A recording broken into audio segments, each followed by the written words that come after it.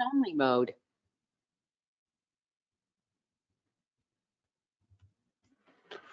Good evening.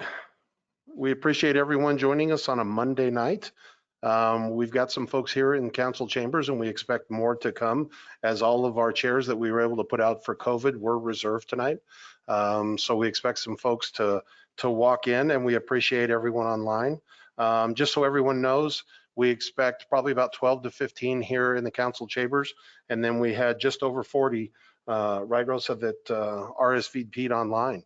So right now we've got about 22 online and probably about 7 here in council chambers.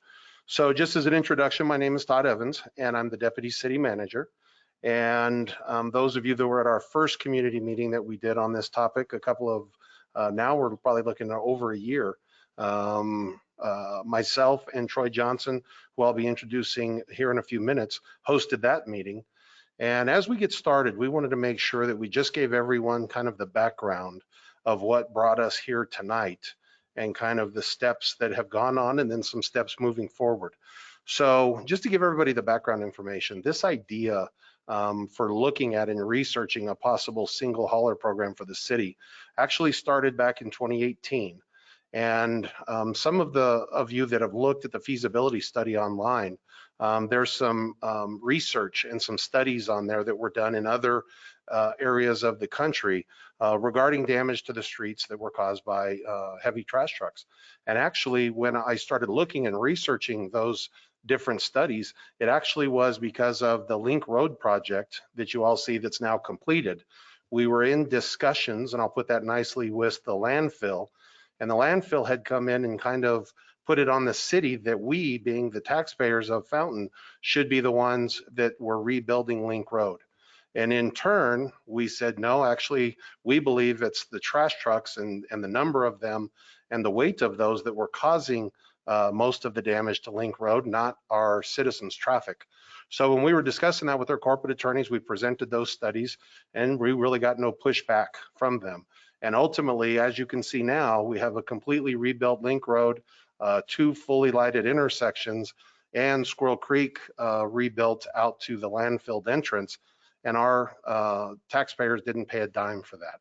So kind of that grew a little bit. And as I was briefing a community group that we had called the Roadway Focus Group on what was going on out there and keeping them up to speed, kind of we were brainstorming any idea that we could on how we could help our roads, and as well as how we could get funding to help our roads. And we discussed the possibility of looking and researching a single hauler program. We knew we had 3 HOAs here in the city that have single haulers, and those that we had reached out to in those HOAs were very happy with the single hauler programs they had in their neighborhoods. So we said, you know what, maybe we take that one step forward and we kind of look and do some research. So as we were putting our strategic plan together for city council at that time frame, it was listed as one of basically the goals. And when I say it was listed, it wasn't that it would be initiated, it was just that we would research and look at the pros and cons and bring that information back to the council. So as we have completed 5 out of those 8 goals, we plan on completing at least getting this information back to the council and then see if they want to move forward, how they would want to move forward, and what those plans would look like. So the first step of that was to do the research. Second step was to have our initial community meeting, which we did. And what we left that meeting with, and the only conclusion out of that meeting was we would go through an RFP or a bid process to get numbers for the citizens and be able to say if we thought this would save our citizens money. Kind of the council's direction from the beginning has been, if it doesn't look like it'll save the citizens money, well, then we won't step any forward, or we won't move forward on the idea itself. So that's what we've been in the process of doing. Troy has gone out and worked with multiple companies to get their bids to see what that cost would look like. And then COVID hit us. So we weren't able to do any community meetings during the COVID period. And as now, we're still stuck doing this type of a hybrid meeting. So we wanted to make sure that we didn't do it just virtually. So we waited that out. So now what we're here today is to have our second community meeting We've got some numbers. Troy's going to present those later. And again, I want to rest assured to everybody, there hasn't been any decisions made on this topic. We are still just in that information gathering mode, so we can bring that information forward to the council. And another thing I want to make sure everyone knows, we are not stating that the only reason we have some neighborhoods that have some very poor streets like Heritage and Cross Creek and some others is the trash hauler traffic. We're not saying that whatsoever. We absolutely accept the responsibility that the city had back when those engineering standards were in place, when those neighborhoods were built. And in fact, we followed Colorado Springs engineering standards for those roads. And now we've lived to regret that.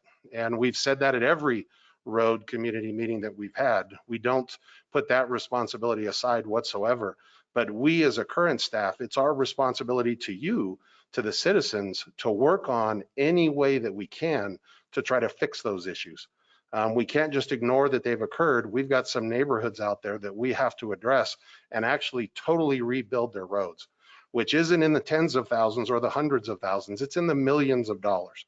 So when people say the city's only looking for a way to bring income in, well, that's just not true, because every time we've discussed this conceptually with anyone, we have said if we do an infrastructure fee with this, it would be restricted and it would go directly to our roads maintenance. So it's not something that would go into a general fund and be able to be spent on other things.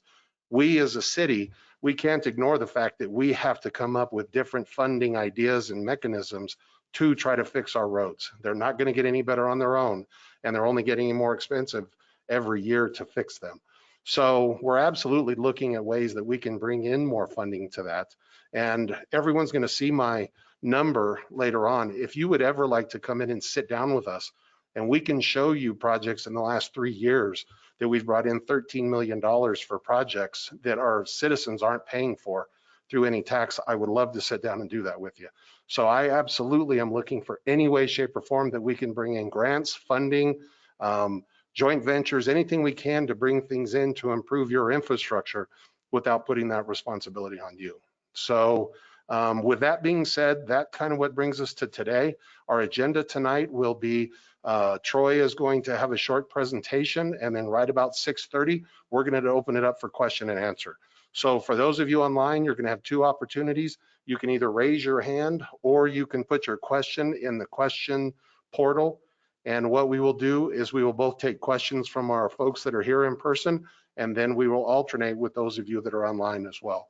So we plan on wrapping up right around 7:30, but we want to make sure that we have an opportunity for everybody's questions. So do one of those 2 things, and then Yolanda's going to go through here shortly in how exactly you will do that. And we're looking forward to a great night and sharing, brainstorming, and getting a great Q&A going.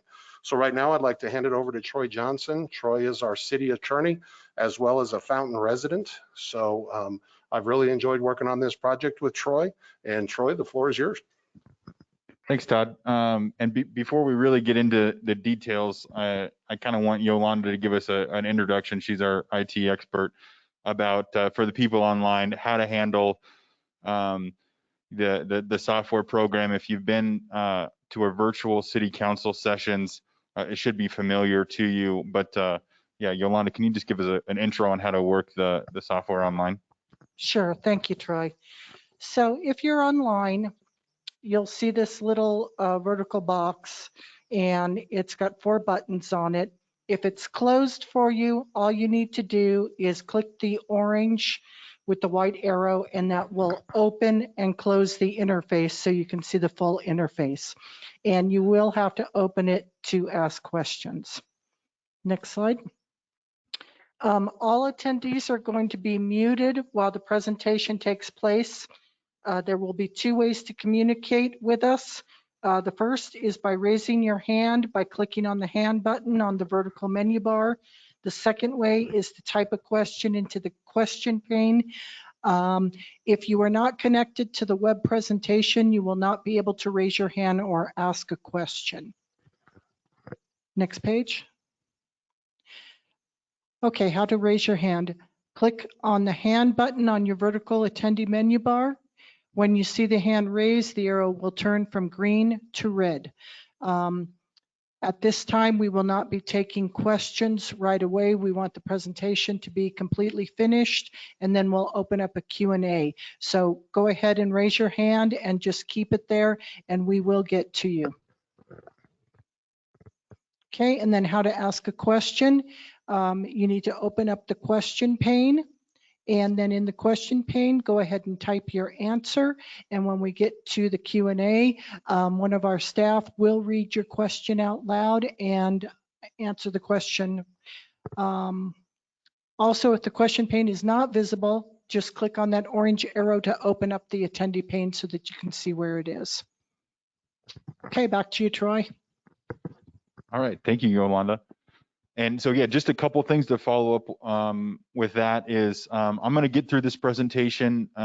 It should be fairly familiar to those that were at the last community meeting a while ago. And part of what I want to go through tonight is to get a solid presentation down, because what we're also going to do is post this community meeting online. And so that if somebody can't make it tonight or next or this coming Friday, they can log in to the website, view the presentation, and make comments online. Because really what we're after in this process, like Todd said, is we really want to get as much public engagement as we can. Comments, questions, getting people's opinions on it. We really just want to collect that data. And the first meeting was helpful, and hopefully this one will be as well. And we're just going to continue to get that information. And so we're trying to get creative about how best to do that. And hopefully this hybrid meeting and then the comment period, go onto the website, you can make your comments, a follow-up meeting that should be the same details as tonight, and then kind of in about a month or so, a little longer than a month from now, kind of a big answer session after we've received those. And then after that, it'll be up to the council.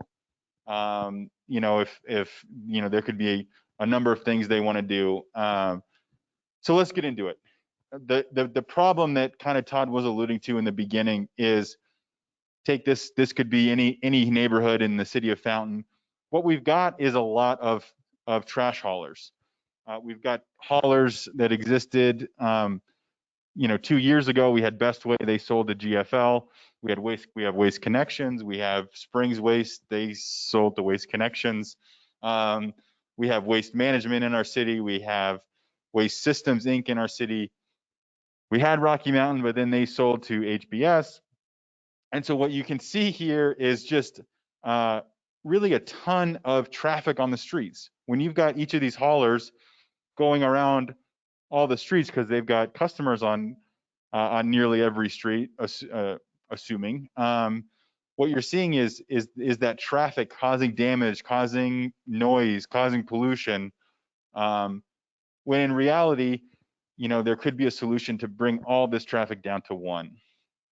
So like in a neighborhood cul-de-sac like this, you should really only have about 224 passenger trips a week with this number of houses. And the research that we found, and this research is in that feasibility study. So if you've got further questions, that feasibility study may answer those questions. So go take a look at that. There's some research in there. Basically, one trash truck, one heavy truck equals, on the small side, about 1,300 passenger trips. Kind of an empty trash truck would cause the same damage to a street as 1,300 regular cars. And again, like Todd said, we're not saying that, you know, if you've got really bad streets outside your house right now, we're not saying it's necessarily the trash company's fault that you've got bad streets. But what we're saying is that we can maybe work together to reduce that damage that continues to happen to your street.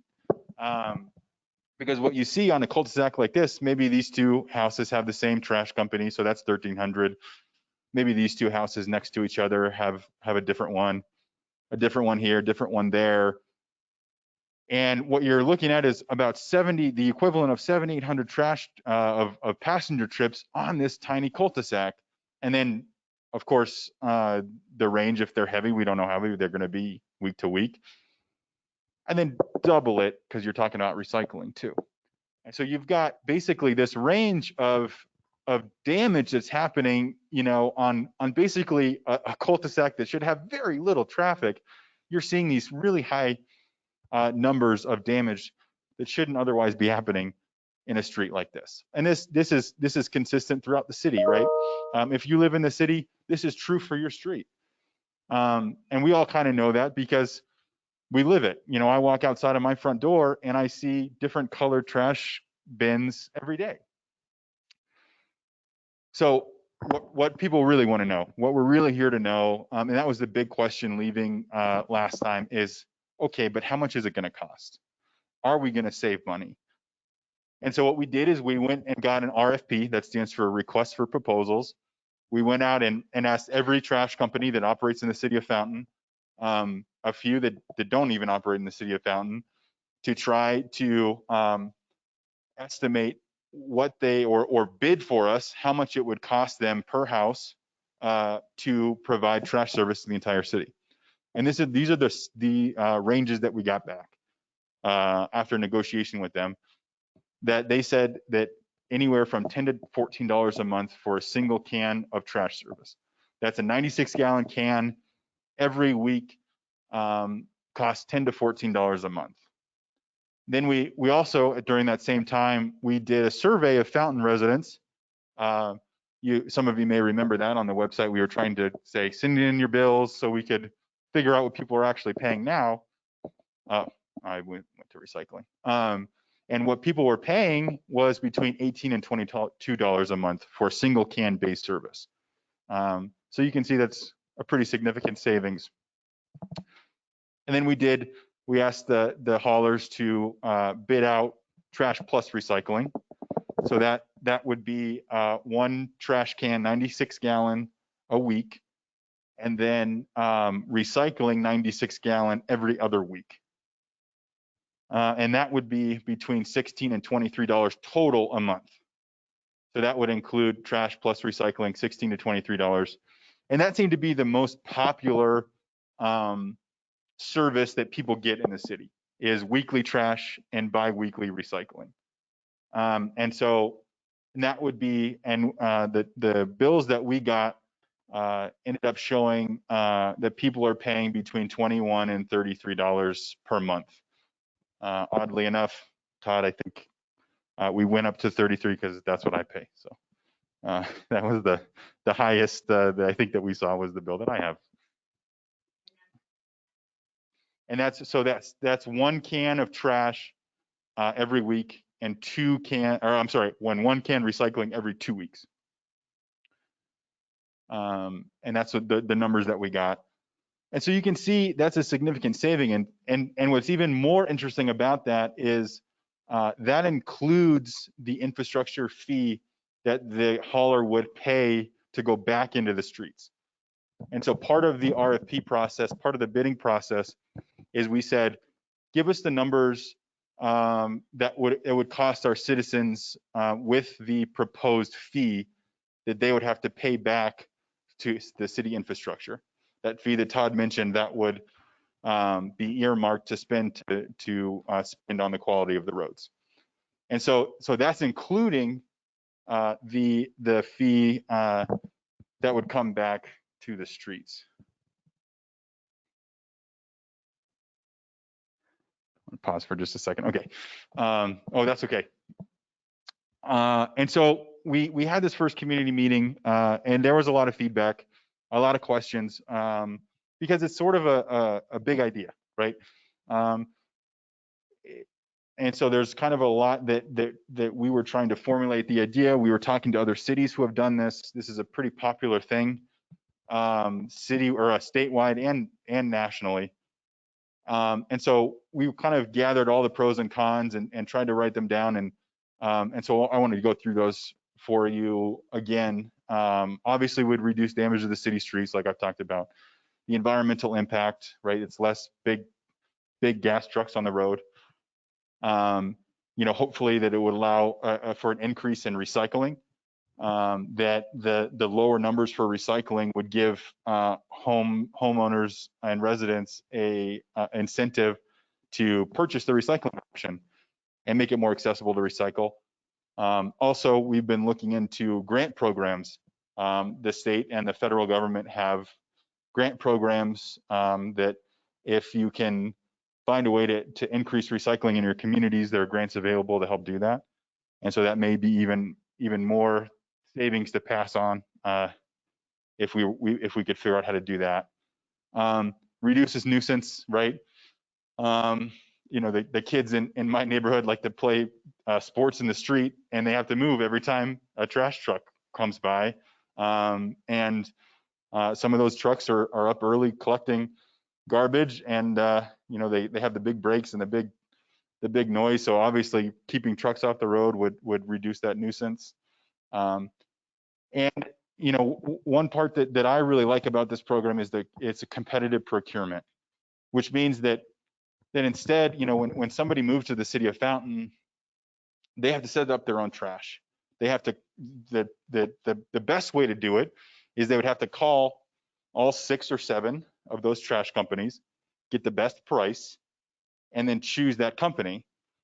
And we all know nobody's really going to do that. And so instead, we're actually forcing all of those companies to the table, and the city would actually do the negotiation for that customer. And so we would sort of force that competition to make them give everybody in the city the absolute best price, and thereby lowering the prices. And then there'd be the infrastructure investment, that fee that would go directly into the roads.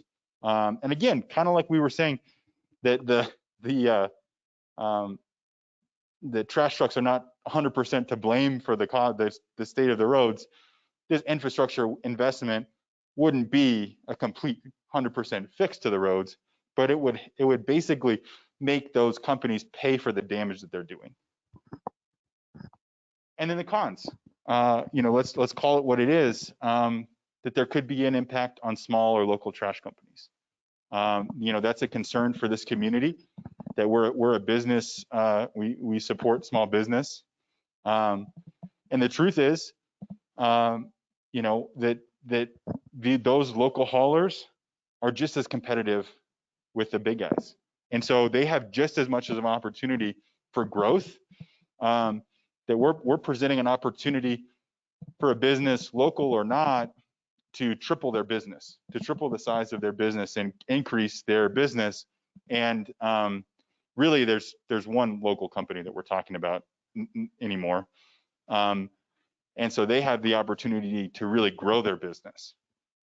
And then I put a star by it, but it's the perception of the removal of citizen choice. And the way that we've structured it, and the way that the best idea that we've had to structure it, and again, this is sort of an ongoing idea, is to enforce a higher fee on haulers that are not the single hauler in Fountain. And so you would still have your choice of hauler, but the idea would be that hauler would be paying an additional fee, an infrastructure fee, and so you wouldn't have the benefit of that competitive procurement, and so you may see your rates go up. That would obviously be up to the hauler, and so the idea would be that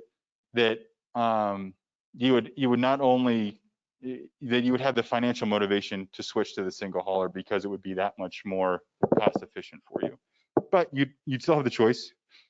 If you wanted to continue paying what you're paying, you could have that choice.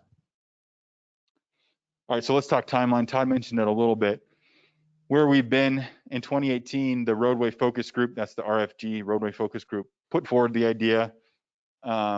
We had that community meeting in 2019. And then we began the RFP process and got those numbers.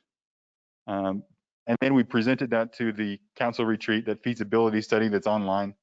And the council was sort of considering where to move forward, and we were talking about how to do more community engagement. And then COVID hit. And you know, this is such a sort of a big idea, big change that will affect everybody in Fountain, that we really didn't want to try to do public engagement digitally. We wanted the ability for people to come in and to meet face to face and give people that opportunity to voice their opinions live. And so we kind of figured this felt like the right time to have these meetings, and that's why we're doing these first two hybrid meetings, so that people can come in and have an opportunity to kind of hear from us face to face about this idea, and for us to get feedback from them face to face. So what's next? So today's April 5th. We're doing this meeting now. This meeting will be posted online on the website. So anybody that wants to can go and view this meeting. And then there will be a portal on our website that you can go and make comments, kind of like a blog feature that you know, if you don't have the ability or the time to do it live, then you can view the presentation and make your comments that way through our website. And then we're doing the same thing on April 9th. So this Friday, we're going to be doing the same thing. And really what we wanted is to have anybody that wanted to an opportunity to come in person, and then while still being very safe. You know, you can see the chairs are spread out far apart. Everybody's got masks on. And so, and we made you all that are here in person RSVP. So we knew we wouldn't have a packed house. And we were concerned that those spots would fill up and we'd have to turn people away, and we didn't want to do that. And so it looks like we're not going to have to turn anybody away. Anybody that wants to be here live has had the opportunity to. And so we'll do this again on April 9th. And then there'll be about a month of comment period. You can go online, make your comments on the web page until basically that May 12th date, where we'll do just a purely virtual session to answer and address questions. And then it'll be what the council wants to do next. So depending on the feedback, depending on how the program looks, the council can then make a decision about moving forward. So let's talk about what the decisions are possible that they could make. They could do nothing, and they could just do status quo, keep things how they are. They could reject this idea. You know, there's really nothing wrong with the status quo. And reality is, if you look statewide, the numbers that I put up there are pretty reasonable. So it wouldn't be the worst thing in the world if council just decided that this idea doesn't make sense and we're going to choose not to do it. They could just approve it.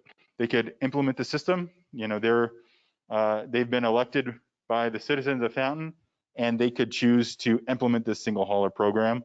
And there's sort of lots of details wrapped up in there about how to structure the program, but they could certainly vote to do that, and that's the most popular way that it's done in Colorado. Another thing that could happen is they could send it to the citizens to vote. So the citizens could vote on this. One other city has chosen to do that in Colorado. The problem with that and the feedback that city got with a vote is the citizens didn't have enough information about what the program would look like. There were too many details sort of associated with it for them to have confidence in what they were voting for, and that ended up getting voted down. And one other idea that's been brought forward, and it doesn't seem to have much popularity, I suppose, is to implement the fee without the single hauler. Just to say that, you know, that hey, you're doing damage to the roads, trash companies, you need to pay for it. And, you know, however many houses you have in the city, you need to pay that times X amount. The problem with that is, instead of seeing your rates go down, presumably you'd see those rates go up. I don't think anybody really wants that. So that would be able to solve half the problem, but would create a bigger problem on the other side. So those are kind of the four options that could be the outcome of this. And so before we take some questions and answers, I wanted to show this. So this is now, it should be by noon tomorrow. Looking over at IT for confirmation, noon tomorrow. This is how the website should look. If you go to the cityoffountain.org, there'll be Well, you can probably get it a few ways, but there'll be an article, a single hauler page, and that's going to have all the information you need. And then on the side, there should be this link to provide feedback on those options, and that's a link to the blog. Do a quick register, so we know you're not a bot or a troll or something, and give your comments, and so we can collect those comments and come up with good answers for you, or just receive that feedback for the council too. Okay, so that is all that I have for the presentation. And so what we're going to do, we're going to keep it safe here. So I think the idea is we're going to do kind of one question live and then one question online, and that way Rosa has time to clean the microphones in between. And we want to hear from you. We want to hear your feedback, questions, comments, concerns, opinions. We want to hear it all. So that's what we're here for tonight. Hopefully that gave you some information. So let's get to it. Do you want to start with one, or should we start here? Sure. Yeah, I'll go ahead and start with one. Let me see how they came in.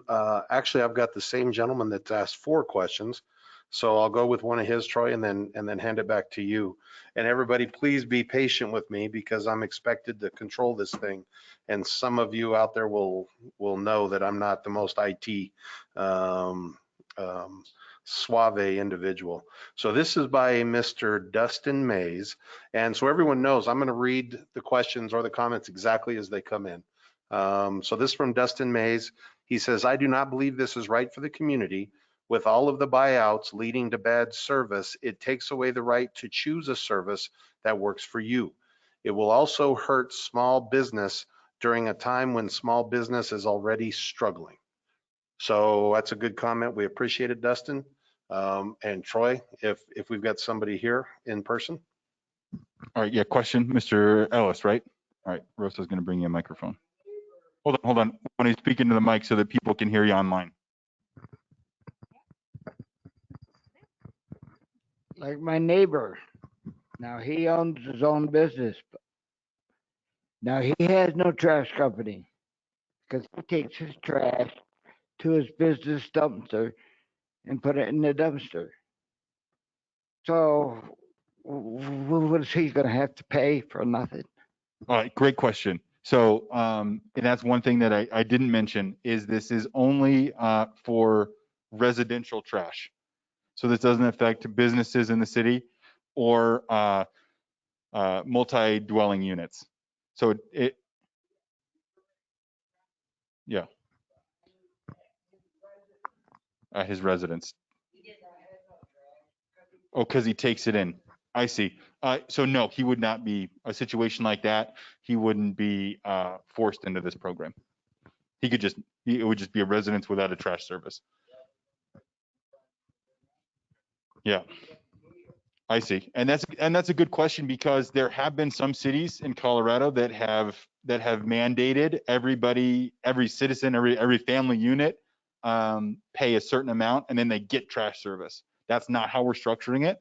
We're structuring it that you've got a certain rate that you can opt into, and that you would have to call the service provider to get that special rate.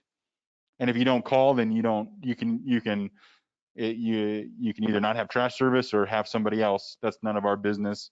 The hope is that you'd see the cost savings and you'd switch yourself to that new program because of the rates. And so that wouldn't be forcing anybody.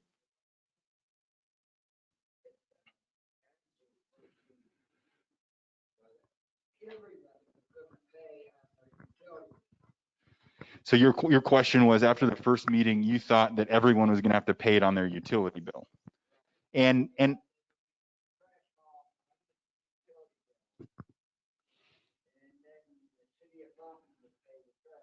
yeah, so the what you thought it was that it would be on your trash bill or on your utility bill, trash service, and then the city would in turn pay the trash hauler.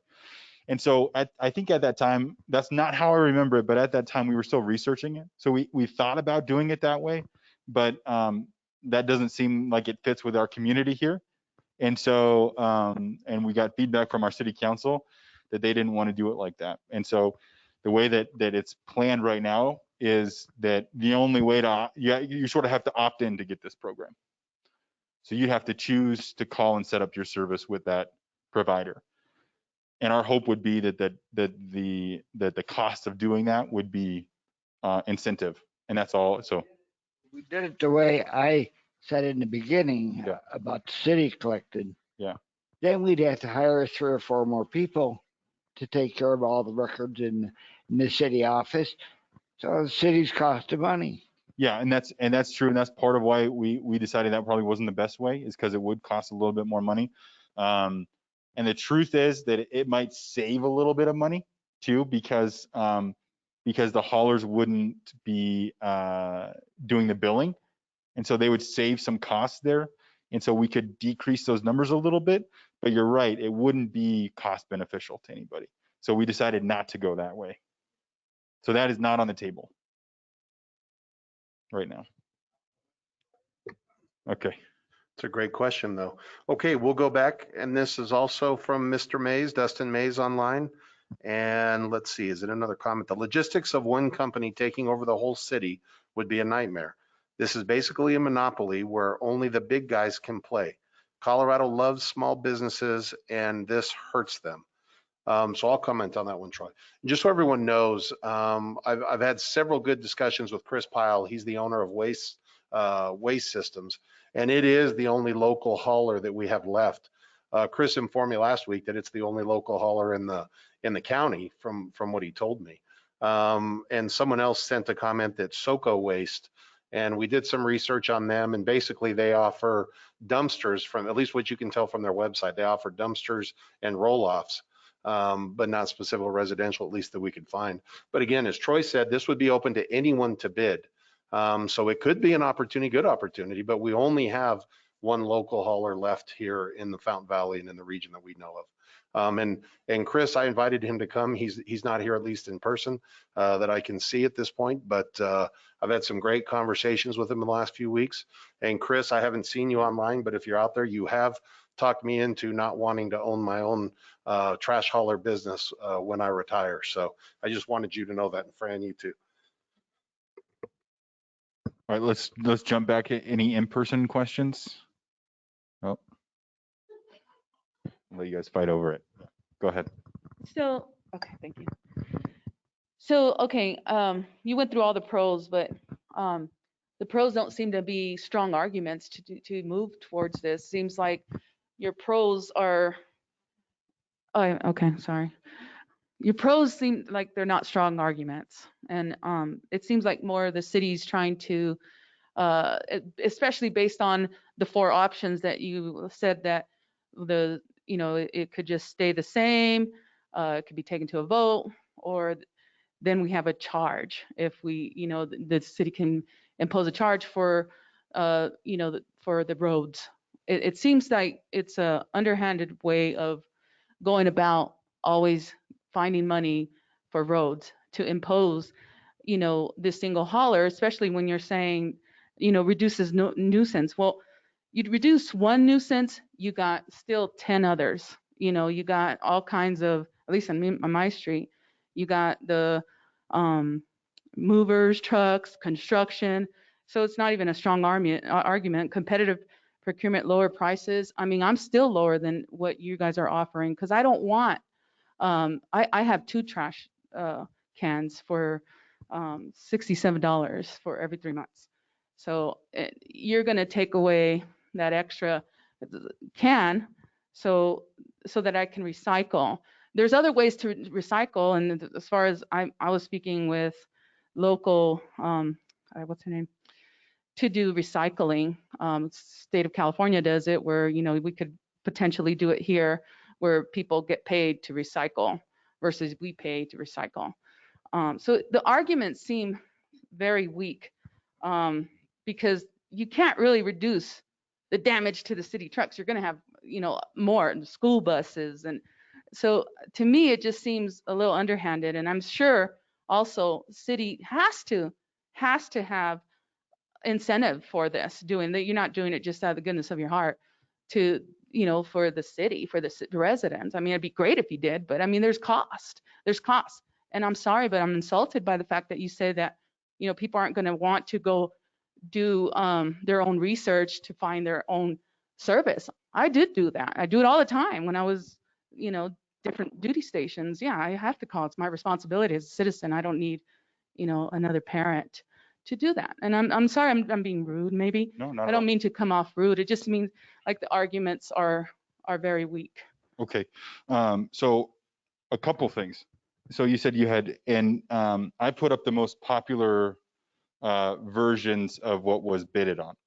But we also had, so I don't have the feasibility study in front of me, but you'll still be able to pick from a menu of items of service.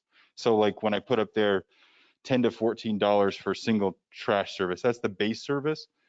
And then an additional can would be an added price. So then it would be like another $5 a month to add a can. So that would be like $19 a month, which would save you significantly if my math is right. 2 cans. Right. Right. Yeah. So you still have a lot of options when you're going with it. Sorry. Oh, yeah. Yeah, you're right. That's one argument Okay. that could potentially, and Yeah. again, if it's just one single hauler already for the city of Fountain, then why are we doing this? If you said, or Todd said that there was only one in a local trash hauler. Only local. So one that operates local. The other ones are national corporations. Oh, okay. All right. So that's what he meant. Okay, but and then it's just the other ones about imposing these fees. If we Yeah. don't go with the single hauler, well then there's still that potential, the fourth reason Yeah. that you guys are gonna. Well, and that was just one of the options. Yeah. Yeah, but why is it even an option? Why are we, if we're gonna stay the status quo, then why would we be imposed, the citizens be imposed, or penalize the fee because we didn't go with the single hauler? Is it again to do infrastructure, to rebuild on infrastructure? Why would we be penalized if we don't go with the single hauler? I'm not sure I fully understand that question. That's just one of the ways. So part of the ideas were, this was born out of how do we reduce the damage that the trucks are doing. And so the reality is that the damage is happening. And so how do we sort of mitigate the damage? And that costs money, right? And so how do we get those funds to help the roads from the people that are actually doing the damage? And so number 4 is again probably not the best idea. I don't think it's the choice that the council is going to go with, but it's an idea of how to get funds into the streets. And I guess what I would tell you is, I think you mentioned that everything comes with a cost, and we're not doing this out of the goodness of their hearts. And you may be insulted, but that's insulting to me to suggest that we're not doing something out of the best interest of the citizens. No, that's what we're here to do. I'm insulted by the fact that you said that we can't go looking for our own service. Right. Yes, I do look for. I do shop around. And that's fair. That's what fair. I said, that I'm insulted Right. because I don't need someone to. But I don't need the city to but do the bidding for me. Right, and that's fair. But what you also said is that we're not doing this out of the goodness of our hearts, and that's absolutely what we're doing. We're trying to get the lowest rates that we can for our citizens, and to invest in our infrastructure. So no one's seeing money going to the general fund. No one's getting pay increases, right?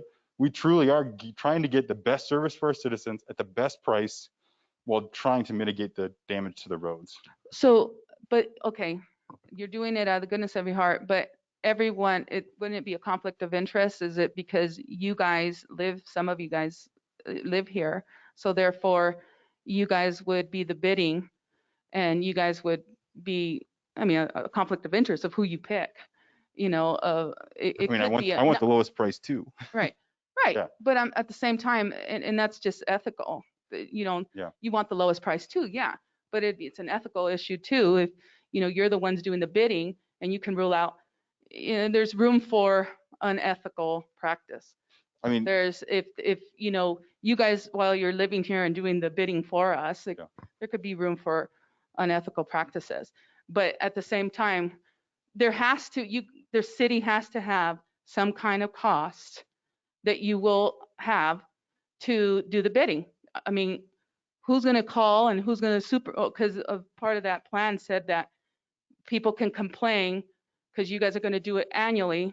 It costs money. It costs the citizens money when you guys do the bidding. Yes? I mean, it costs us Yes. staff time. Sure. Time, right? Sure. Which is money. Mhm. And it's going to cost time. Mhm. So yes, it's not free. It's not the goodness of your heart. You're going to get paid. So it's paid time to, do that annually, and also receive phone calls because one of on your guys's the whole plan said about how if there's complaints, who do we call? Yeah. Says, oh well, you could call them, but if Yeah. you don't get a response, we could Yeah, call you exactly, guys. So right. there's costs there. Sure. So there's cost. So yeah. I'm sure it's the goodness of your heart, but it's the citizens will pay for that cost of your time. Yeah, I mean, if you kind of look around the room, there's 4 of us here now that work for the city. We are getting paid. You're right. Right. But we feel like it's an investment that's worth it. Right, you That feel we like- all have job duties, and we all have things that we do, and so it's hard to say. I mean, the 4 of us sitting here we make a salary, and so yeah, if we weren't doing this, we could certainly do other things. Right, exactly. And this but- another thing with this, the whole thing of infrastructure and our roads and stuff. During this whole COVID, everybody was kind of suffering and stuff. I was also insulted that the city took it upon themselves to parade around streets, just honking the horns and police, time of the structures and stuff like that's heavy equipment going down the stairs just to honk and, taking requests. All that is also a waste of citizens' funds, parading around the streets with our mayor, Hey, Laura, whether it been off time or not. let's make sure we stay focused. Well, that's part of infrastructure. You bet. And let's make sure we've got some more folks online, so let's give them an opportunity Okay, as well. yeah, let's jump back and online. we'll pop back and forth. But again, everybody's going to see my number, and I've also got it, and Laura, you've got it. But I would be happy at any time if anyone wanted to come in and meet me for any of those other types of questions and answers, we can do that. But tonight I want to stay real focused so we can stay on that same page. So let me take one from Travis, and Travis, I apologize, but Travis Bouter, I believe that's the correct pronunciation.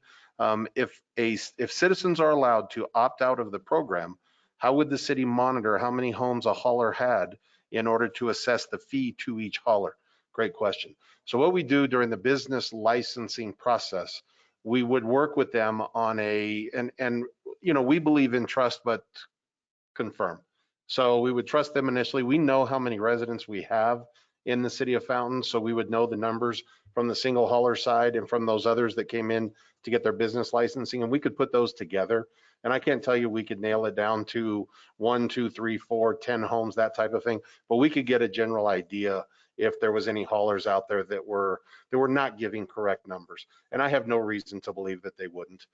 So that's how we would monitor that situation. And if we found a hauler that was not giving us correct information, well, then they might not be able to get a business license in the city moving forward. So that's a way we would monitor that, Travis. But again, we have difficulty on exactly, some businesses don't come in and get business licenses. Some municipalities and counties, they do have heavy hauler permits that companies have to get before they can do business inside cities. We don't have that in the city of Fountain, but that's kind of on that option number 4 because other municipalities and counties do have that. So that's just another option we wanted to throw out there that who knows where we go, but always understand our responsibility is to find these options, bring them to the citizens and our elected officials so that we can move forward and try to make the best community overall that we can. So Travis, a great a great question. And Troy, I do have more coming in, so go ahead and take another one and then we'll jump back on. Okay, let's jump to one more over here. Okay. Fran, I think you had a question. Oh. We, what do I want to say? It? Okay. How much is the city going to make on this? Out of the goodness of your heart removed. How much are you going to make on it? Well, I understand your question. So what I will tell you is the city will make $0 on this. But your question is how much is the investment into our infrastructure, right? So we're not going to keep any money. We're going to spend it on the roads. That's right. So you want to know how much we're going to spend on our roads. That's right. And it is not going into a general fund, as I understand it. Correct. It will be identified for roads completely. So that's, yeah, I want that out there that this is a way to fund the roads. I mean, we know that the tax did not pass, the tax increase. So you guys are looking at ways to make money. And I will tell you that I'm intrigued that you and the city council doesn't believe that putting a fee on these haulers makes sense. It makes total sense to me. They're making money off us. They're making money off Fountain. They're making their business is here in Fountain, so why not put a fee on them? I don't understand. And I think the answer to that is if we were going to put a fee on them at the same time, which we could decrease citizens' rates, we would do that first. Who cares? I mean, if the citizens are willing to pay, I'm willing to be able to choose who picks up my trash. I am tired of the government telling me to wear a mask and involving themselves in my business at every level. And now the government is telling me who's going to pick up the trash. Well, not yet. We're still researching it. But I know. Yes, I understand your point. I absolutely And do. I own a plumbing company. And if the city of Fountain said, we're going to go to one plumbing company because these plumbing companies that are coming in here are tearing up our roads. Yep.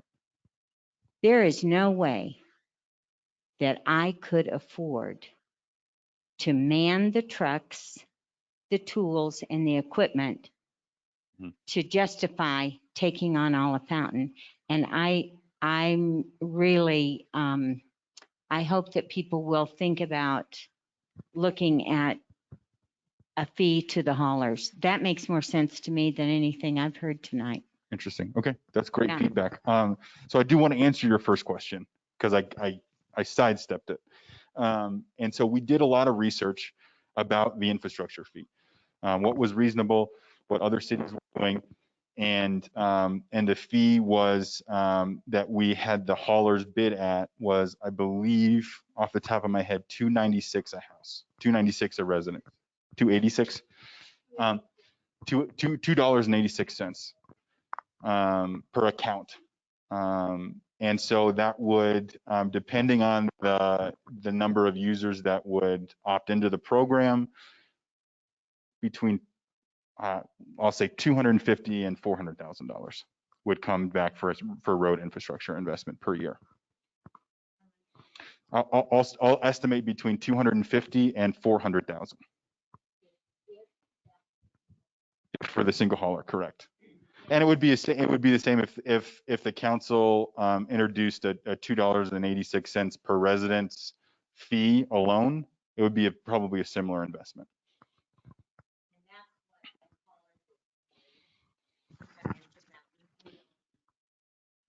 Yeah. So would a hauler be charged, let's say $3 a house? Yes. So my bill might go up $3. Correct. I could live with that. For the freedom of choice, sure. That's right. And Mr. Ellis, you said, anyway, we look at it, the rates are going up. And what I would tell you is if we competitively bidded it, your rates could go down.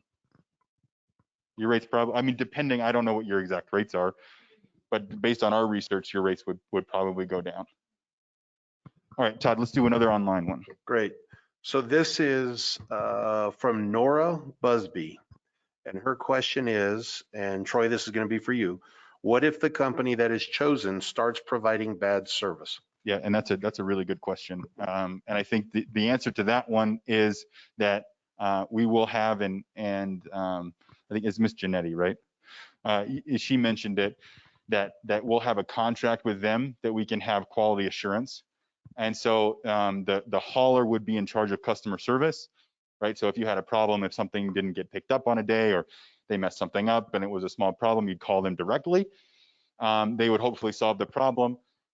But if we had some bigger, widespread problems of quality assurance, then the city there would be quality assurance provisions in the contract that we could work with that hauler if they had poor service on a neighborhood or something, and or I'm trying to think of a big problem they could have.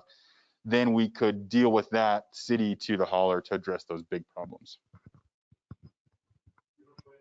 Thing on that, that's a great question, Nora, and we kind of quality controlled that a little bit with our residents and some folks who actually sit on the HOA boards here in the city who have single haulers, and they've said they really haven't run into at least a consistent problem, because those haulers are pretty motivated to keep those contracts with their HOAs, because they do know if they don't provide good service, that those HOAs will go to another hauler, which is the same concept that Troy just kind of described. And we would do the same. If they're not getting the service done, then we have ability to opt out, and we would go to a hauler that would. So we've asked that question to a lot of the HOAs that have experience with this. I'll make this pretty brief.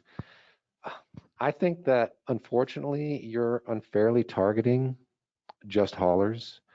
On my street alone, and I don't have a problem with it, I'm just bringing this as a point, there's at least 2 households that have big rig tractors that come down my street. I can count on 2 hands how many times the fire trucks come up and down my street. I've seen moving trucks, I've seen cement trucks, I've seen furniture trucks. And if you're going to turn around and do a hauler fee because the claim is that it's destroying our streets, then you should do it for everyone. You shouldn't just pick on haulers. You should tell every business that does business within the city of Fountain, if your vehicle's over this number, this amount of gross weight, you're going to have to pay a fee. And then we've paid a lot of attention since the first time this was put out, and we saw the pictures. Our streets are not that bad, and maybe it's because when they built them, the engineer was much better at his job to make sure that it was done correct. I'm seeing more of a failure on the city and the engineer who may have inspected it, or the contract that was made with the contractor to ensure that the streets were built to the correct grade in order to prevent this from happening. And this, in my opinion, is more of the city's upset that they couldn't pass this tax. So now they're going to try to find how they can to fix roads. And what they should be doing instead is, instead of doing it this way, they should go back to their budget and say, what do we cut out and funnel it back towards roads, since we cannot convince the citizens that it was an important thing for us to raise this tax. Thank you. And Mr. Janetti, just so everyone knows, the council is in the process of doing that. They raised, during this budget cycle, they raised our maintenance fee for the city, or our maintenance budget, not fee. We've been talking about fees all night, so I got that on my mind. But they raised the maintenance budget from 150,000 to 200,000, as well as they're funding a pavement study so that we can actually, rather than depending on that engineer that you're talking about, years ago, we're actually going to put science to each of our roads and figure out which ones we need to take care of, because there is a science to those roads. If you let them go so long, they almost get past the point. Even a chip seal, any of those type of things, you can't bring that road back. You have to rebuild it. So we're really going to go to another level that we've never done here before, just trying to get better at what the city has made mistakes in the past of doing that. So this budget cycle, the council did do that and kind of put it just to keep, you know, everybody aware. I talked to the former public works director at the county last week, and he said the county's approaching close to $1 billion in unfunded infrastructure costs that they're going to need in the county. Here in the city, we know we're at least about 100 million that we're going to need moving forward.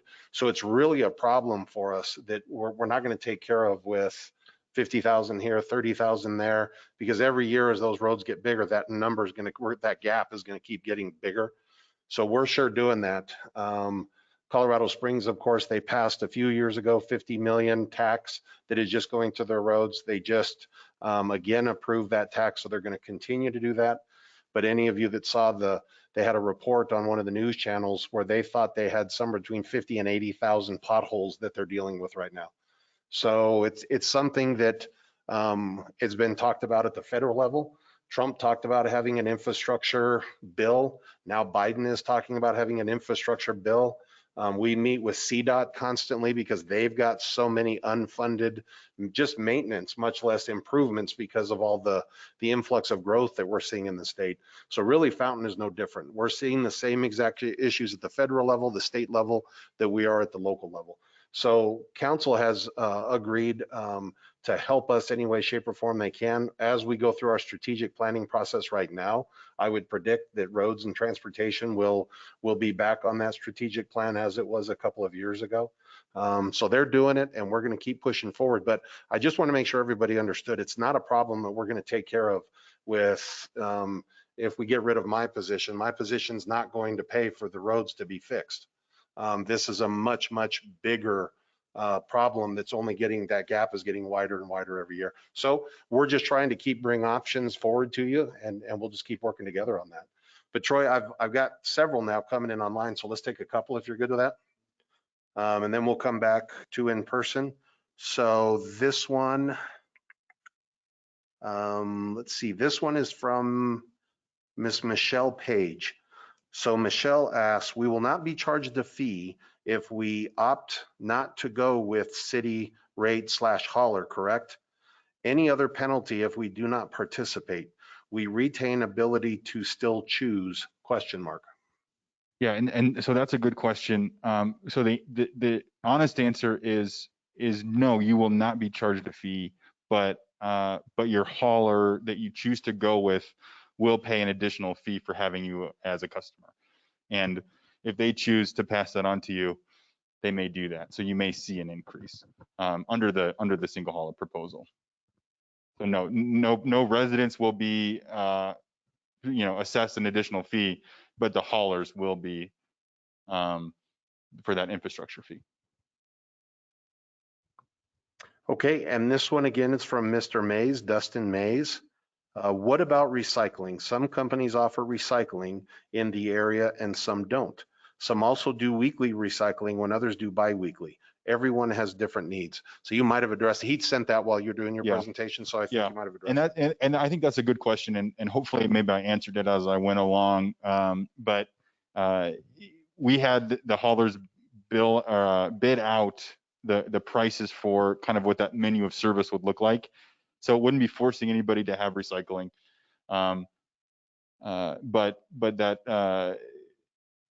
But it would have some flexibility in the options. But we wanted ways to best evaluate the bidders. We ended up obviously not moving forward with that process and didn't select a company because of kind of all the things that I went through.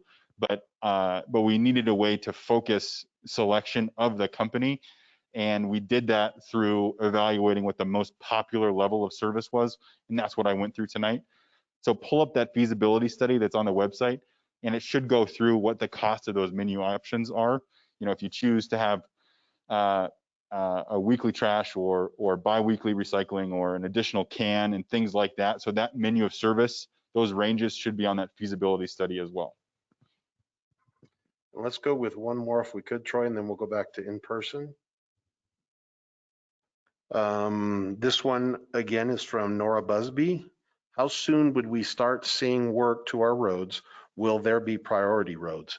So I'll take that, Troy. Ms. Busby, basically, right now we do prioritize our roads, and we do that both as a staff with recommendations, but also with our roadway focus group, who's made up of citizens, and they represent 3 zones in the city, so that we can make sure that when we do projects, we do them evenly across the city, and we don't prioritize, or we don't favor any one portion of the city other than others. So back, as Laura was talking about years ago, the staff made those decisions. And when I came into this position, I wasn't comfortable with that. So we got the community group together and we get their input.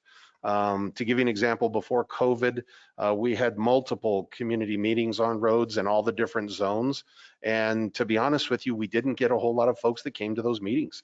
It wasn't unusual that we'd have 2 to 5 people, Rosa, maybe max at a lot of those meetings. So we're trying to look at other ways to get that feedback. And that's why we're going to that pavement study that I just spoke of, is we need to put more science behind that and make sure that we're saving as much money as we can, because we're doing the maintenance to those roads at the appropriate times. So we do prioritize the roads every year. Basically, the way our money is spent is on the moving fountain forward resurfacing budget line item, which again is restricted. It has to go to the roads and it has to go to resurfacing projects. We typically have about around 400,000 to 500,000 that comes in a year for those, and it's put directly to that prioritization. And that prioritization is primarily the main thoroughfares. We have to make sure we take care of those.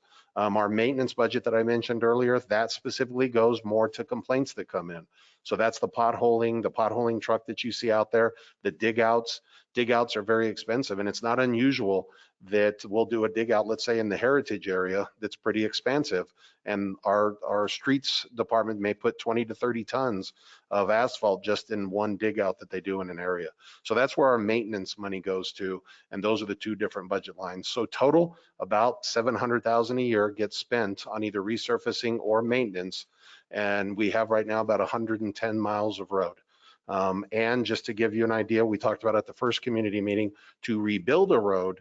So if we have to go into heritage in some of those neighborhoods where we have to dig those out, we have to completely put base down for those roads, we're looking at around $1 million to $1.2 million per mile. So it's very expensive. And folks say, come and redo my road. Well, it's probably $1 million road. So they're very, very expensive. But that's a great question. So we're good to take one on Okay, in person. in-person one? Yeah.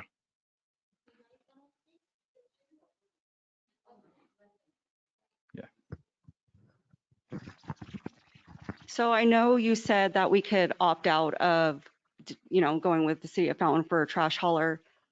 So say for instance, you don't pay for trash and it's a different hauler than what Fountain chose. So will we still pay, would the hauler still have to pay some type of fee to come up and pick up the trash for free?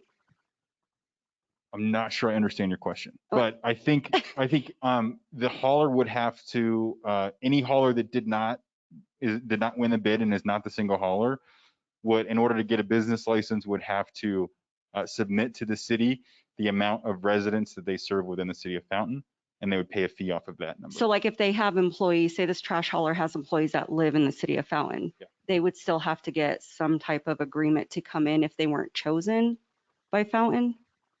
So to do business in the city, Say to pick up my trash, for instance, because I don't pay for trash. So would they have to still pay some type of fee to come pick up my trash because I'm an employee with them?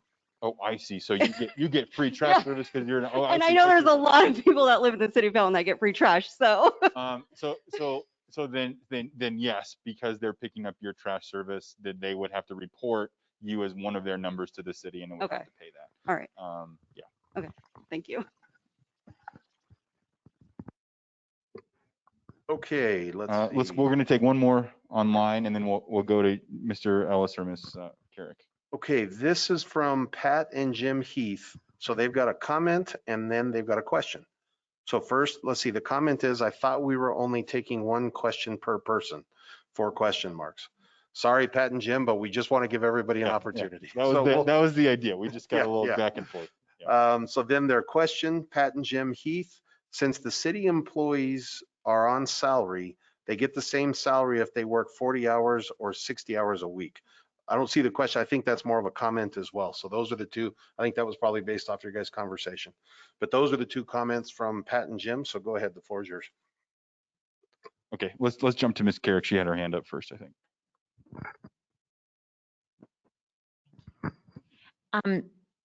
Back to the 4 options that we had. And you said that number 4 wasn't very popular, that the single, or that the trash haulers would be charged. I'm curious as to why that is not a viable option. And I think you had some valuable feedback that I haven't heard. I'll speak for myself, that I haven't heard before. That residents may be more inclined to pay for a higher cost of service to be able to protect every single hauling business in the city of Fountain. And so the idea and kind of why I said that is, I mean, it's still an option. So, but I think why it's not a popular option is because we could receive that same fee while instead reducing your rates. And so, you know, I call it a zero-sum game, right? That if your rates are getting reduced, then it's really not as beneficial to the haulers. And so, you know, we want to get the best price for our citizens. And so that's why I think the single hauler option would be, you know, to the council, I don't want to speak for them, but would be a better option than just increasing a fee on a hauler. Because we'd be able to get the fee and the road infrastructure and reduce rates. But to your point, you know, one business would thrive, would be great for their business, but the other businesses obviously would be detrimental too. Okay, let's see. We'll go with Jamie Arthur. So I pay $81 every 3 months. I want to save. How much of my bill is going to the roads?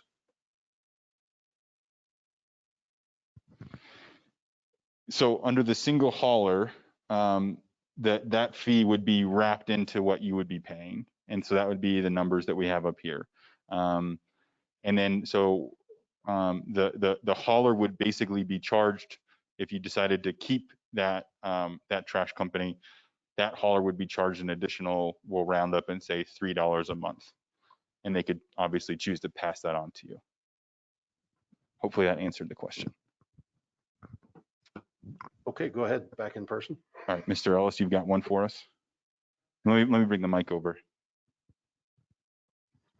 Or I should say, let Rosa bring the mic over. I say we leave it like it is. The city stay out of our business. My freedom, which is my constitutional right or freedom of choice, charge the trash companies.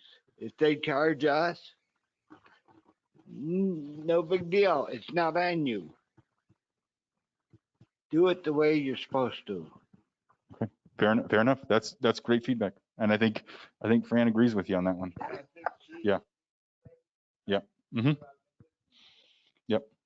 Okay, that's fair. I appreciate that comment. Okay, this is a long one.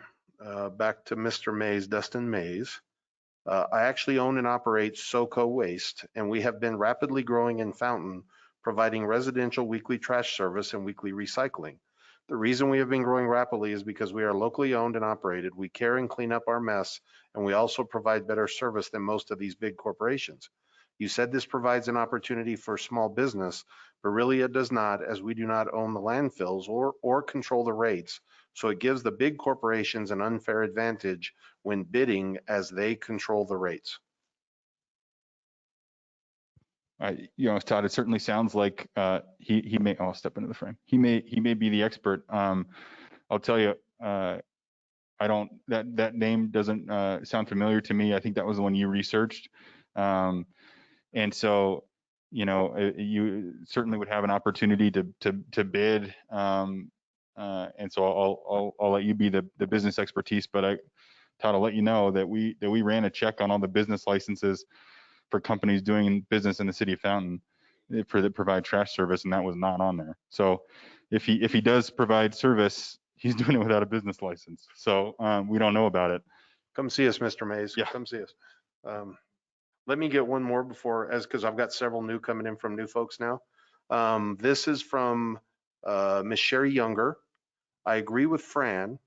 There is no way a local hauler can have the infrastructure to cover the whole city. We need to promote local businesses instead of the large national companies. This will effectively put the local hauler out of business. And I think that's a good comment and a good concern. But what I'll tell you, and you know, I don't want to speak for that local hauler, but when we did the bidding process, both local haulers, there was really two at the time that operated just locally, just really in the El Paso County and really southern El Paso County, and both of them had very competitive bids. And so, you know, part of what the process would probably look like, depending on what that hauler would request, is the ability to ramp up, to give them plenty of time to get the infrastructure that they needed, the trucks and the cans and the staff, to be able to provide the service. And so it would be working with them, knowing that they won the contract, right? Presumably, the time and opportunity to get what they needed to hit the ground running when the service started.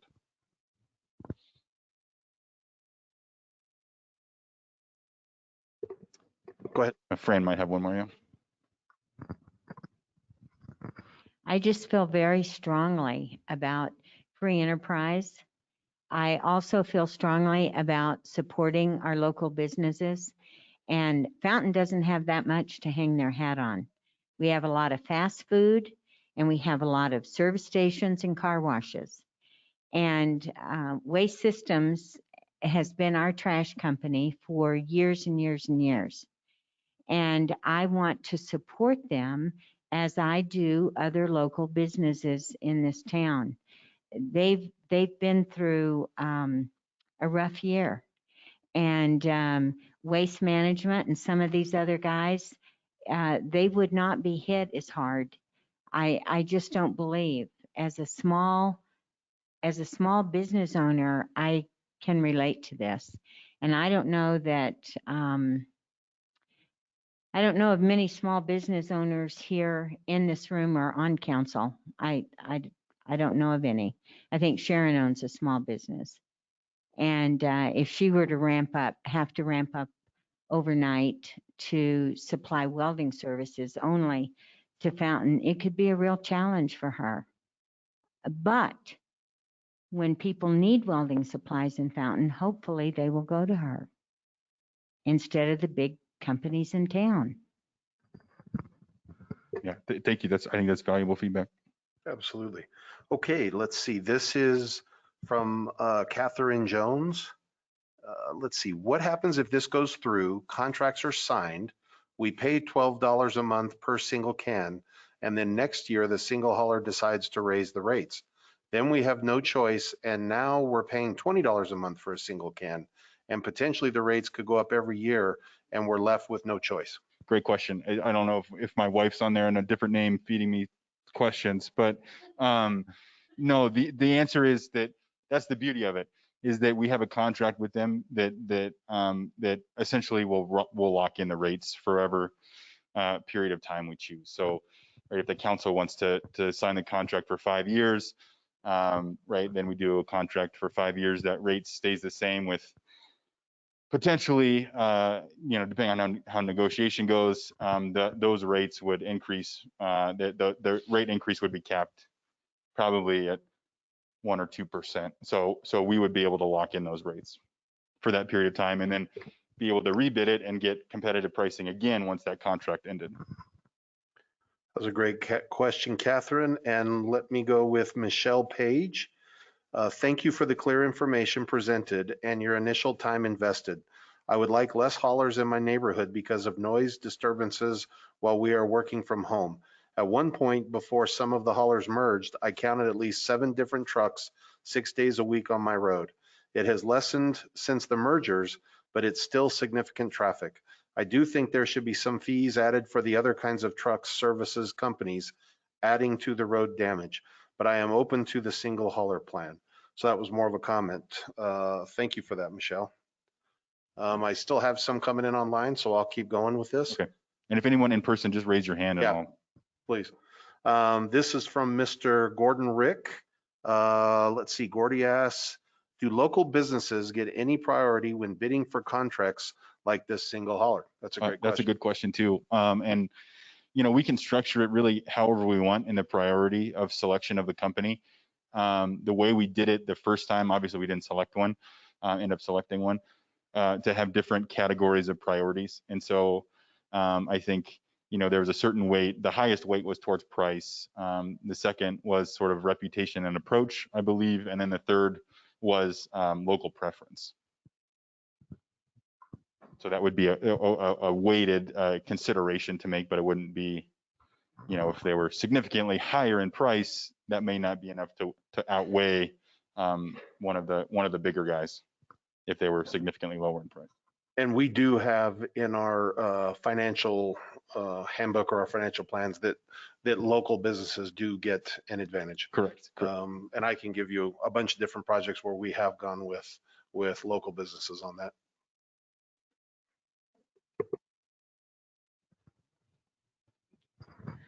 Just a question. In your guys' study, did you guys account for how many actual trucks you'll be eliminating when you get a single hauler? Because wouldn't they also, the single hauler, have to make up and, you know, hire, bring in more trucks to, you know, fill in the gaps for the other services that were put out or whatever? Yeah, and I don't think we didn't calculate exactly how many trucks, but the idea would be that right now, each of the companies is driving essentially on every road, right? And so what you'd be reducing is all of, you know, those 5 or 6, they wouldn't be on the road anymore, and then the one would be making the same trips on each street, just on different days. So the trucks would be out more than they maybe are right now, but the same truck traffic would happen, and the trucks might be a little bit heavier, so there might be a little bit of an increase, but compared to reducing, right, the 110,000, there might be a few more because the trucks are heavier, but that would be really the only increase. Yeah. So you'd be curious if there was a study, but we didn't have an actual study. I'm trying to repeat the question. Yeah, I was just curious that if you guys did that study, that to know how much vehicles you do reduce, since that's the argument that you're going to reduce the trucks. I'm curious because is it worth it because you reduced 5? You know what I mean? It's just you want to be well informed. So Right. hey, is this like when I do my budget? So like, well, I can cut back on this. Right. And I'll save this. Yeah. I was just curious because it's part of your argument. Yeah, and there's really no exact number. So I mean, but if you kind of use this example that's on the slide here, you'd basically go down from 15,000, anywhere from 15 to 111,000. You'd go down to 1,300. Those would be the numbers. Assuming if you know, they didn't have to add on more trucks. No. It would be the same trips. Be the same trips on the same roads because they're already making those trips, right? Like one of those colored cans, say light blue won the contract, they'd still be going on that road just once. So they wouldn't be increasing the trips on that road any. It would be the same exact trip. You know what? I think that truck may be a little heavier because they're picking up all the neighbors' trashes, right? And so maybe that 1,300, you know, maybe go up to 5,000, right? But it's not 110,000. So those are the numbers that kind of the way of thinking about it. Okay, let's see. I'm going to go, and this is a comment, and then we've also got a list that I'm going to run through quickly because I'm going to respect everybody's time, of some folks that couldn't be here in person. So they asked us to ask these questions. And again, this is going to be, everybody will be able to go on, so everybody will be able to hear these as well. But this was from Nora Busby. I appreciate that the city is still allowing choice for individuals, even if this idea moves forward. So that's a good comment. And then if we don't have any hands raised, I'm going to go through these and what we do. We got one from Mr. Ellis. Okay. So let me go through a couple of these, Mr. Ellis, real quick. Thank you. Troy, let's just rapid fire these the best we can. Okay. Is this just for residential or will it apply to commercial also? Just residential and not apartment buildings either. So just, I think it's up to 4 dwelling units. So residences and duplexes would apply to. If we are already part of a single hauler program through our HOA, will we be required to join the city's single hauler? So HOAs, it's a unique kind of area. We would not be interfering with any contracts that HOAs have. So if HOAs have an HOA, or if an HOA has a single hauler, they wouldn't be forced into changing. They can see that contract out, and then when that contract presumably ends, they would have the ability to switch over if they wanted to the city. I mean, obviously they could go out and do their own bidding process as well. But out of kind of respect for those HOAs, we didn't want to kind of cause problems with what they've already agreed to. This one is more of a comment than a question. I have used Springs Waste for 9 years with 2 96-gallon buckets, one for trash, the other for recycle. My billing is $81 for 3 months of service. This also includes up to 5 large contractor bags a week if need for yard cleanup. I am more than happy with their service and pricing. I have not had an increase since I began this service. And I don't remember who purchased Springs Waste, but they're no longer a local, they're a national now. He did say Springs Waste, not Waste Systems. Nope, this is Springs Waste. Yeah. Go ahead, Mr. Ellis. Okay, well, mine is more of a comment than a question. Now, you said you've done a lot of research on this and everything. Is that like the planning board? Now, like our road, and I'll tell you, Rsvps Road. The city of Fountain paid Martin Marietta probably billions of dollars to resurface that. What road? Rsvps Road. Okay. 30 days later, Yeah.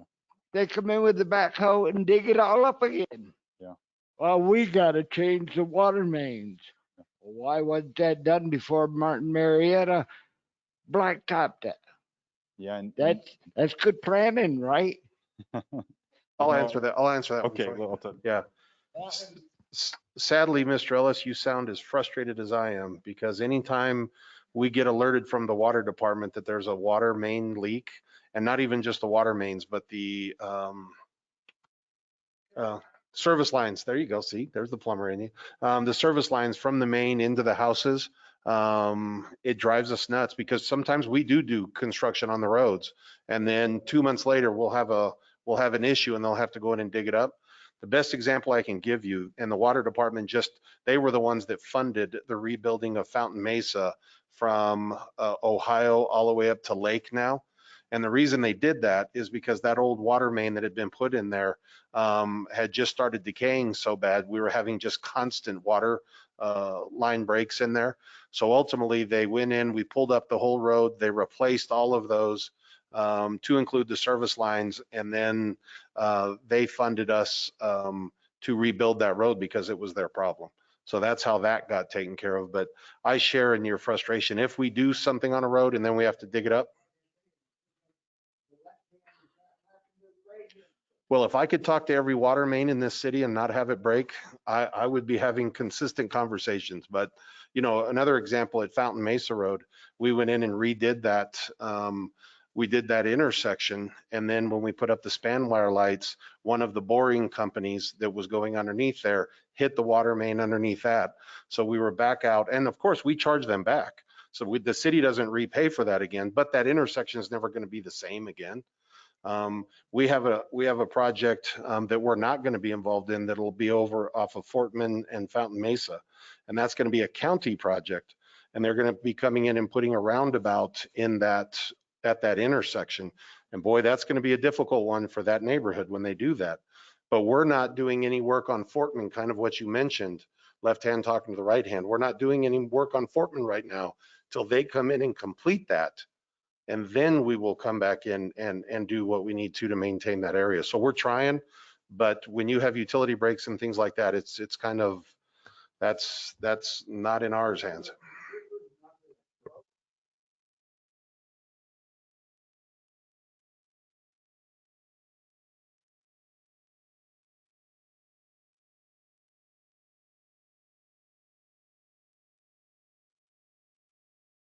I think that was before my time, Mr. Ellis, so I can't go back and answer that one. Yeah, I don't know on that one. I can't answer that one for you. But we really need to stay focused on the single hauler and not get off on those things. Gotcha. Gotcha.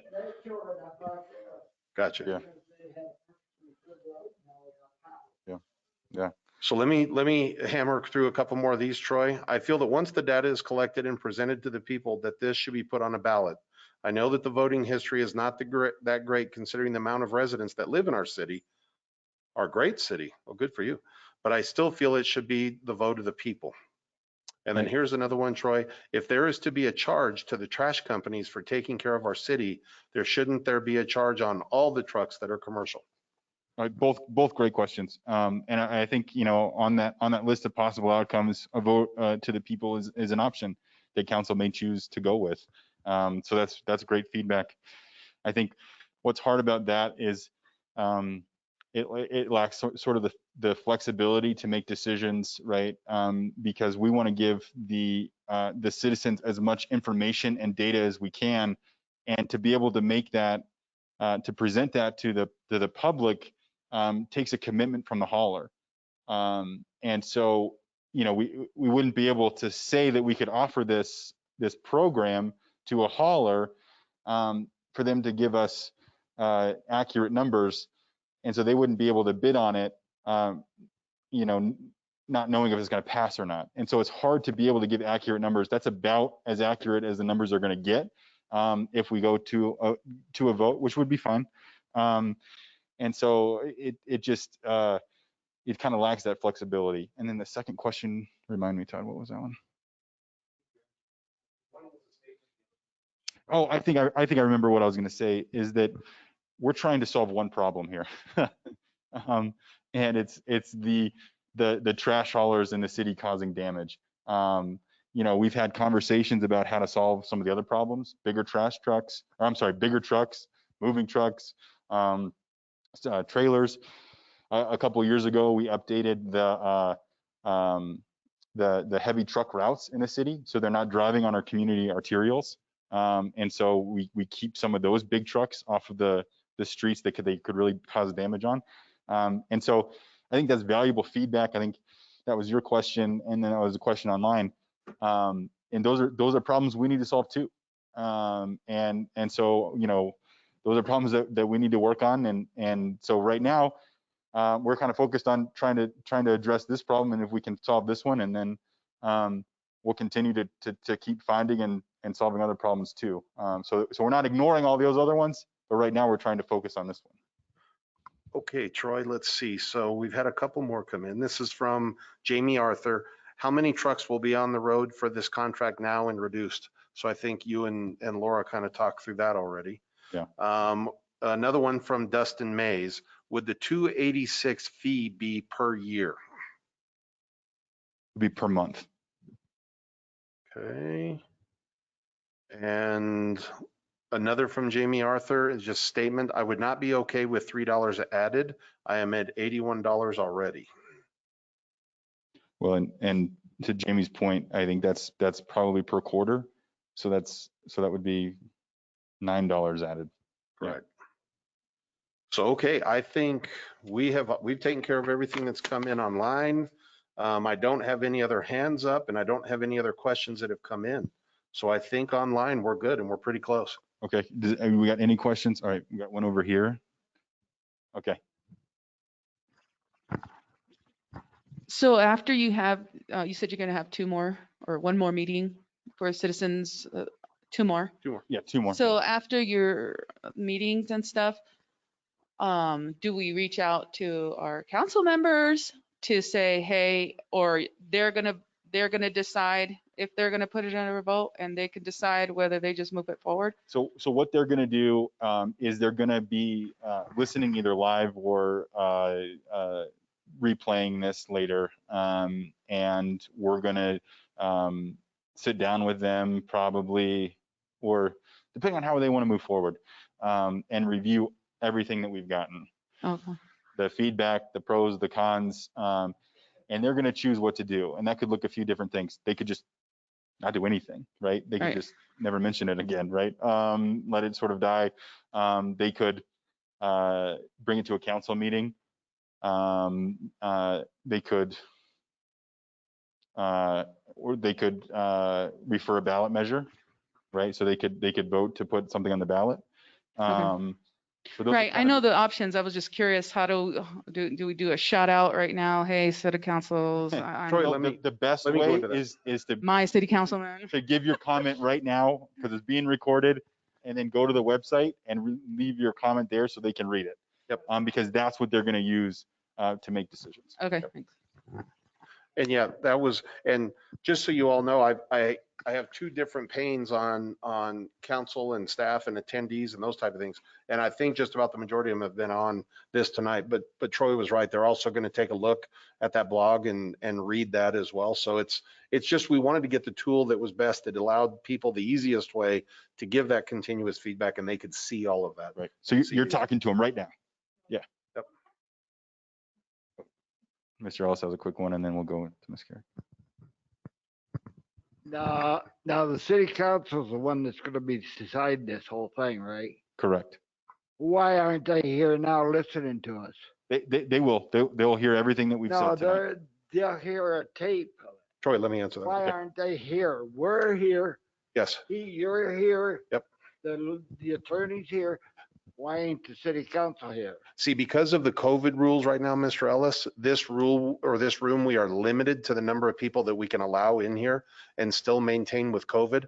So I asked the city council not to be in here in person, to allow more citizens able to come in, because they have the ability. They're pretty versed with this virtual. So remember, we had every one of these chairs that people had RSVP'd. But see, this isn't unusual when we have community meetings. So if we would have had council people here, we might already be over our limit, or we'd be real close. If we had everybody here, we'd definitely be over our limit. So council is very versed on this virtual system, because we've been doing council for an entire year. So, but remember, in what we're talking about, those are additional community meetings that we're having on this. The council is still going to have multiple meetings on this. So if you'd like to come to council and let them know how you feel, please do. We love when people come to council. So they're going to have multiple opportunities, but we really wanted this to be an opportunity for the community to be able to come in. And they're watching right now, and then you'll have multiple opportunities with them as well. So I asked them not to come to this one, but be virtual, so that the citizens had more seats in the room. Because if we added another 7 council people, we couldn't have this many. We'd be violating the COVID rules, which we have to stick to. And just so everybody knows, this COVID thing's not done. Just in the last 2 months here at City Hall, we've had 5 positive cases just in my west wing of the first floor of City Hall. So it's not, we're really trying to do the best we can to make sure everybody stays safe. So that's why. Put that one on me. I requested that. And this is just follow up to Mr. Ellis and to your point too, Todd. We have close to 40,000 people living in Fountain. It's between 35 and 40. Is that a fair estimate? We think around 32, but yeah, you're in that range. Yeah. And we have 7 people here, and we have maybe some of the council on video now, and a few citizens. So you have a very small percentage of people, and this does not have to go to a vote. It absolutely does not. The council can decide. So for my part, I would like to have it either go to a vote or charge the heavy trucks. That's where I'm coming from. That gives citizens a choice.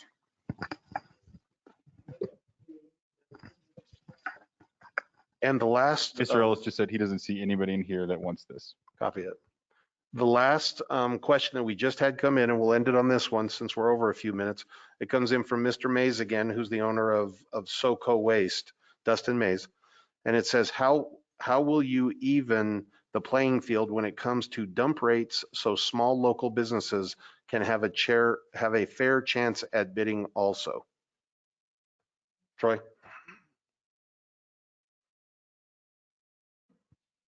I mean, I'm not sure exactly what he's asking about mean- dump rates. I think his question goes back to what he was saying about that the I think he's talking about the national haulers land. that I think he's talking about the landfill dump rates. right, that they're And- going to be able to save Yeah. money on the dumping fees, and And we and have can't, no, we can't get involved in forcing the landfill No. to set dumping fees. we have no control over the dump fees. The Fountain landfill, Scott went out there this weekend and I asked him, are they still honoring that 50% that they give to Fountain residents? And they do. So even though it's called the Fountain landfill, the city has no say so in what they do. That's a privately owned landfill. Well, and it's not even located within the city limits. No, it's not. No. Okay, last comment. Dustin, I just can't keep going on and on and on. I wish you to come tonight, but Dustin, if you'd like to, come on Friday. Rosa, are we full on Friday on the RSVPs?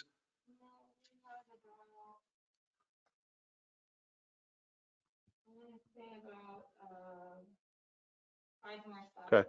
So Dustin, feel free to come in because I can't just keep going tonight. And call an RSVP. to get your Yeah, seat. please call an RSVP. So the last is from Michelle Page, and it's a comment. Fountain has grown tremendously. We are a little city as compared to Colorado Springs, but Fountain has big city problems now. Fountain has to evolve or it will regress. Part of this evolution will be new approaches to problem solving. Ask questions about new proposals, most certainly, but please remain open-minded. So that's a good One thought. to end on, yeah. And also I want to make sure that everyone know the tax initiative that was talked about earlier, this idea came up and started long before that initiative. So this is something that we're continuously brainstorming. And again, this actually started when we started dealing with the landfill and the damage to Link Road. So that's what kind of kicked off this, and then it went to the RFG and then moved on to city council. So that was long before the initiative or anything else. That came community about. meeting was in Yeah. earlier 2019 before, and that was 2019 was the year of the Yes. initiative. Yeah. Yes. So I'd like to close on my end and then I'll turn it over to Troy. I'd just like to tell everybody thank you. Mr. Ellis, thank you all. We ended up with about 2, 4, 6, 7 folks and our wonderful paper that showed up. We appreciate you always coming to the public meetings. Thank you all. Keep your feedback coming on the blog. That'll be up by noon tomorrow. And again, my number is here, and then Yolanda's going to put that up shortly. If you have any questions on anything else other than the single hauler, feel free to call me. I'd be happy to meet with you anytime and answer anything I can. Troy, go ahead. Yeah, not much to add, Todd. Thanks everybody for coming. You know, I make jokes all the time. I'm a lawyer, but I'm a democracy nerd. And so I love public participation in local government. So, you know, I appreciate everybody being here and sharing their opinions, because that's what we're here for. We're public servants. We're here to serve you. And so I appreciate all the valuable feedback. So has been my year. Oh, yeah. Well, it's been an interesting It's year. been quite a democratic year. Thanks, everybody. We appreciate you.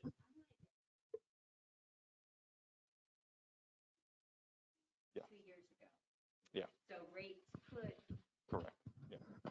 yeah. I don't know if we're still live, but yeah, rates could have changed, especially with COVID.